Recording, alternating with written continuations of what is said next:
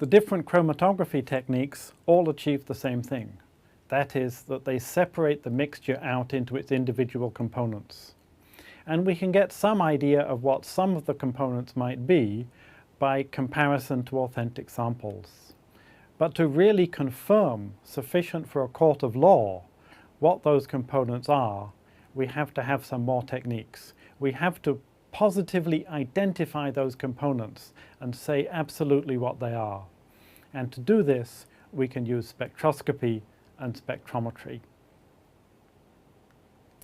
The kind of spectroscopy that is most useful for the identification of compounds for forensic purposes is infrared spectroscopy. Now, infrared spectroscopy is based on molecular vibrations. Now, when we look at diagrams of molecules in textbooks, we always think of them as rigid things, rigid objects, but they're not. Molecules are flexible. The bonds connecting the atoms, they stretch and they bend and they wobble. And the energy changes that correspond to all these movements match the energy of infrared light. So if you take a molecule and you irradiate it with infrared light of the correct frequency, then it will start to vibrate. And it's monitoring the absorbance of infrared light that is the basis of infrared spectroscopy. Now, if we take a simple molecule where you have two atoms connected together by a bond, this behaves very much like the classical simple harmonic oscillator. And the frequency with which that molecule will vibrate, the bond will stretch backwards and forwards,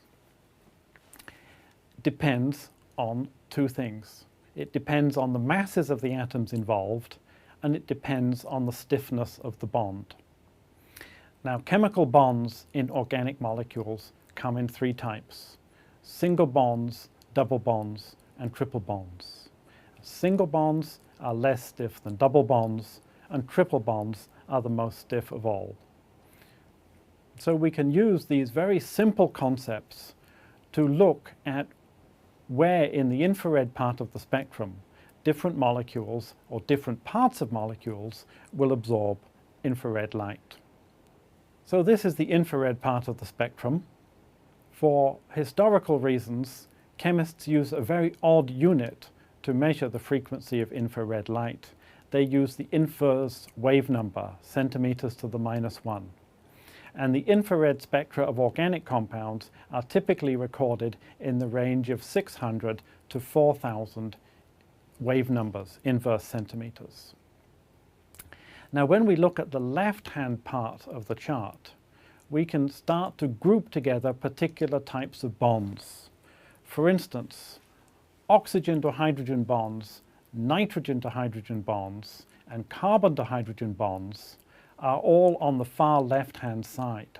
And you can see a small difference between the OH, NH, and the CH bonds. These are all in that particular position because they all involve the lightest atom, which is the hydrogen atom. The stiffest bonds, that is the triple bonds, and whether they're triple bonds between carbons or nitrogens or oxygens, they're all in roughly the same place, and that's at approximately 2,000 wave numbers. Not quite so stiff are the double bonds, carbon-oxygen double bonds, carbon-carbon double bonds, carbon-nitrogen double bonds, and these are all grouped around 1,600 to 1,800 wave numbers. You'll notice that all of these are in the left-hand part of the spectrum. They're all above 1,500 wave numbers. This region of the spectrum is characteristic of the class of compounds. So if you look at the information from the part of the spectrum above 1,500 wave numbers, it tells you about the class of compounds to which your sample belongs. It's not very helpful at telling you which specific compound in that class your sample is.